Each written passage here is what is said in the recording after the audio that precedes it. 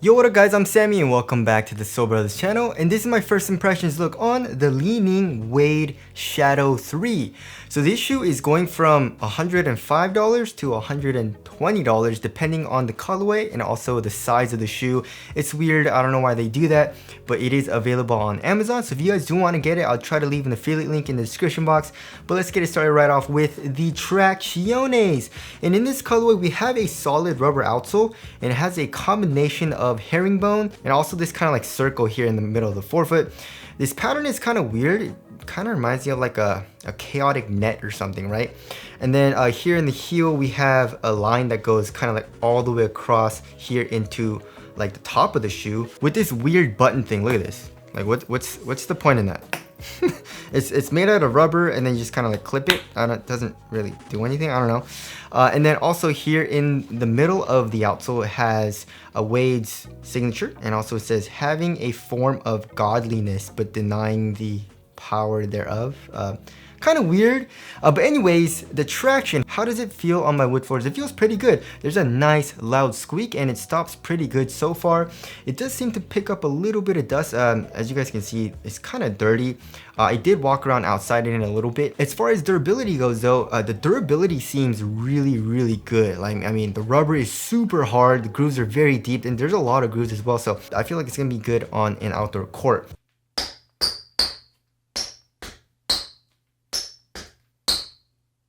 Alright, moving on to the heel to toe transition, I feel like it's going to be overall pretty smooth. I mean, it does suck how much they caged the cushion here though. Like, as you guys can see, the heel is pretty much all caged. Like here in the back of the heel, we have this cage with this rubber outsole. Same with right here, and also this white part. It looks like the midsole a little bit, but it's just rubber. It's just colored white here. So basically all of this is caged, so there's not a whole lot of compression, but this shape is very curved. So I mean, it's not a huge deal. It just feels a tiny bit clunky because of the cage. And then here in the forefoot, we have a very nice curved shape. Overall, the shape of the sole reminds me a lot of the WOW 9, which was super crazy. It's basically like a U shape, you know? And also there is a lot of forefoot flex. Look at that, super flexible. And we have a midfoot chain plate, which they're calling the Pro Bar Lock. So heel to toe transition overall feels very smooth. Alright, moving on to the cushioning setup. So they're using a combination of cloud foam and boom, right? And it's pretty weird because right here it says boom. The back palm is equipped with Li Ning boom technology, which, what's the back palm? I don't really know what that means. I'm guessing the back palm means the heel, right? So as you guys can see, we can't see any boom cushion anywhere in the shoe, right? And not even like, you know, on the bottom of the shoe. As far as midsole goes, the midsole is just cloud, right? So once you remove the insole, by the way, the insole is alright. I would say it just feels like a regular Ortholite insole. Nothing crazy. I mean, usually Li Ning gives us a nice plush insole, but this one's like, it feels regular. It's not bad, it's not great, you know? And then as far as the strobo board goes, the strobo board is actually pretty cool. So there are a lot of holes. It doesn't feel crazy glued down either. There is a little bit of compression when I press it with my finger. So step in comfort actually feels nice. And it's soft, and when I look at it, it looks like boom. You know, the boom cushion, of course, it does look like boost, and looking into the holes, it looks like boom. And it doesn't look like boom only in the heel, it looks like it's full length, right? So that's what I'm guessing, but in the product description, it does say back palm, which of course, like I said, I think that means heel, but I'm guessing it's full length boom right underneath your foot, and then the overall midsole is cloud foam. But either way, it feels more like a responsive type of cushion, right? So as you guys can see from the midsole, it's very caged here in the heel. Not a whole lot of compression from the actual midsole. And then here in the forefoot, we have this piece, which is just rubber. It kind of looks like the foam coming up, but it's actually just rubber. I guess here on the medial side, it is less caged, but it's still, there's a good amount of caging, right? So it feels good so far, like for step and comfort, and I feel like right underneath your foot, the cushioning is gonna be pretty nice. It feels low to the ground, especially in the forefoot.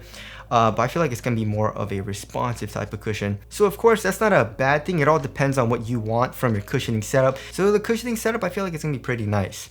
All right, moving on to the materials. So they're calling this the Ultra Shell. It says Ultra Shell right here. And on their description, it says high performance plastic. So it's basically just a plastic material or just like a synthetic material. And honestly, I don't mind it all too much. Like, okay, so Li Ning, they usually give us expensive shoes. And when it's expensive, they give us very, very good quality materials, very good quality shoe and all that, right? So in this shoe, it's more of like their budget shoe. You know, it's around $100, which is very, very cheap for Li Ning, right? So for the cushion, they're giving us good cushion tech like Cloud and Boom. So I feel like they just cut back on the materials, and yeah, the material does not look very quality and doesn't feel very quality either. I mean, this doesn't feel too nice in hand, but you know, it's very, very thin. As you guys can see, it moves pretty well when I move it with my fingers. It feels a little flimsy though, but there's really no pinching, which did surprise me. You know, when I'm walking around in it, it feels pretty damn nice. It conforms to my foot very, very well. And it stays very, very thin here in the forefoot and also here in the midfoot. Like extremely, extremely thin. Here in the forefoot, kind of like more on the medial side, we have a synthetic material that's stitched down. And also, as you guys can see here on the tongue, this circle piece, it's just like the stitching here looks very cheap as well. Like the stitching isn't even straight. I don't know about the design, it kind of looks cheap. I mean, like this piece is very similar to the Wow 9, but then I don't know what it is about this like plain kind of like design where it looks kind of cheap to me personally. But like I said, overall on foot, it feels very, very nice. I don't really mind it at all. But it does feel kind of cheap, especially for Li Ning standards. For the tongue, there is a little bit of padding here, like on top of the tongue. And then the midfoot, the tongue is made out of a very open mesh. So there is a lot of airflow through this. Of course, there's absolutely no airflow through this ultra shell material. There's no ventilation holes or anything. So I don't know. I feel like ventilation will be pretty good. We'll have to see on that. And then also the tongue is a half booty construction tongue, which gives you a better overall one-to-one fit. Coming here into the ankle area, we have two very, very large Achilles pillows, which feels very nice. There's a lot of padding here, which I really like. Really locks down my heel. I feel like the heel lockdown is very, very good in the shoe. So the overall material, I don't really have a huge issue with. Again, if you're looking for a very nice quality material, this probably isn't the best option, but it feels nice on foot. All right, moving on to the fit, I would suggest going up half a size because that's what I did, and my toes pretty much go right to the edge of the shoe. So I feel like if I went true to size, it would be a little too tight. So for most people, I would suggest going up half a size for length. Width-wise, I would say it's around normal width, and then for the toe box, I would say it's kind of snug, just a little bit. For me personally, I would have liked it if it was a little bit more snug, you know, kind of like, you know, the KD14 or Kyrie 7 or like the Curry 9, but that's just my preference. It's still kind of snug. It's just like there's a little bit of toe space and I can curl my toes up just a little bit. Of course, if you want a roomier toe box, this probably is a good option, but it's not super roomy or spacious in the toe box. As far as support and lockdown goes, I feel like it's gonna be very, very good. So here in the toe box for lateral containment, this is gonna lock you in. I don't think there's gonna be any issues with lateral containment. Also here in the heel, we have this plastic piece, which is very similar to the design of the Wow 9, and it seems like there is an internal TPU heel counter as well. So lateral containment, I feel like it's gonna be good, and then lateral stability, I feel like is going to be good as well. You know, you're low to the ground here in the forefoot, and we have a wide base. We can see the rubber and also the midsole kind of like protruding out here. So lateral stability feels like it's going to be good as well. Moving on to the weight of the shoe, I feel like maybe around average weight, like 12-13 ounces around there, I'm guessing. Yeah, so 13.05 ounces. Let's check the other pair. 13.12 ounces, so around like 13 ounces. It's a little bit heavier than average, not heavy and not super light. And overall, it feels pretty nice. You know, I like that this ultra shell material is just super thin, and then the extra cushion and Achilles pillows here in the ankle feel very nice and plush on the ankle, and it feels like there's very good lockdown. This shoe definitely does feel bottom heavy though, especially here in the heel with all this rubber and also this cloud foam, which is kind of like a higher density foam. But overall, it feels nice on foot so far.